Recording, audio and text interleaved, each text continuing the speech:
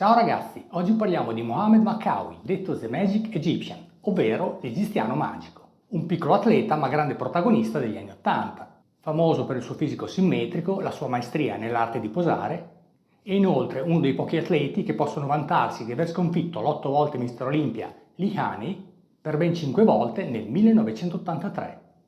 Un uomo che ancora oggi continua a promuovere il bodybuilding per la salute e il benessere in veste di coach. Enjoy!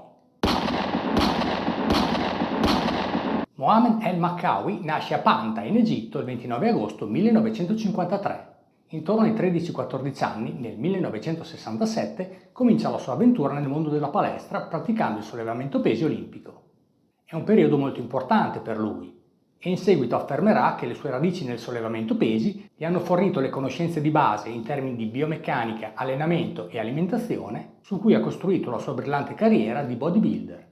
Mohamed è portato per gli sport di potenza e solo 2 anni dopo, nel 1969, vince il campionato egiziano di sollevamento pesi juniores fra i pesi medi, sollevando 135 kg nello slancio e 105 kg nello strappo. Ma, nonostante il successo, Mohamed non vede un futuro economico nel sollevamento pesi e ben presto orienta i suoi interessi sportivi verso il bodybuilding. Nel 1972 partecipa alla sua prima gara, il campionato del Mediterraneo IFBB, finendo terzo. Un buon inizio, comincia a fare esperienza. Fra il 1972 e il 1977 Mohamed progredisce notevolmente. Nel 1974 si allena con Serge Nubret e i risultati sul palco lo dimostrano. In tutte le gare a cui partecipa conquista il podio. Nel 1976 vince la sua categoria al Mister Universo IFBB e nel 1977, sempre al Mister Universo, conquista la Pro Card e questo è solo l'inizio. Negli anni seguenti Mohamed gareggia in numerose competizioni professionistiche e, con un peso in gara sui 70 kg per 1,60 m di statura, raggiunge l'apice della sua carriera fra il 1982 e il 1984. Periodo in cui il suo fisico piccolo ma definito e simmetrico e la sua maestria e cura nell'arte di posare sono molto apprezzate. In quegli anni vince numerosi Grand Prix. Ricordiamo la vittoria al Grand Prix della Svezia nel 1983 davanti a Lee Haney e i 2 secondi posti al Mister Olympia. Nel 1983 dietro a Samir Bannout e davanti a Lee Haney e nel 1984 dietro a Lee Haney. Ma a metà degli anni 80 il mondo del bodybuilding stava cambiando, cominciando a privilegiare il volume muscolare estremo. E Mohamed non era intenzionato a compromettere la sua simmetria e salute nel tentativo di aumentare la massa muscolare ai livelli richiesti. A 32 anni, dopo un quarto posto al Mister Olympia 1985, Makkawi esce dalle competizioni. Tornerà a gareggiare per altri 2 anni fra il 1997 e il 1999, ma senza ottenere risultati di rilievo.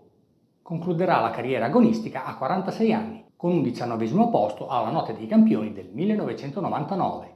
Dopo 27 anni di sport agonistico, Mohamed affina i suoi studi di biomeccanica e si dedica al coaching, insegnando un approccio al bodybuilding che enfatizza la salute e continua ancora oggi, a oltre 70 anni, a divulgare la sua filosofia sul fitness e il benessere attraverso l'attività di personal training, i suoi canali social e il suo sito web.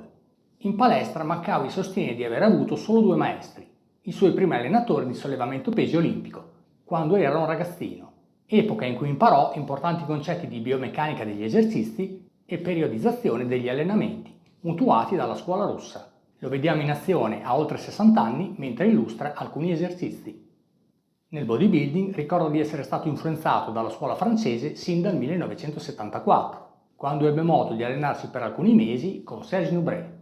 Peraltro afferma di essersi sempre allenato sviluppando le sue routine da solo, contraddicendo quanto affermato sulle riviste degli anni '80 che lo volevano pupillo di Vince Gironda.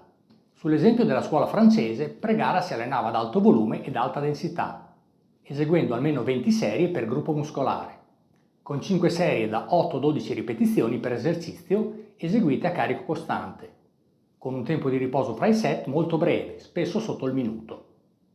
Anche l'attua alimentazione, Makkawi accredita le sue conoscenze alla dieta appresa dai suoi coach nel sollevamento pesi.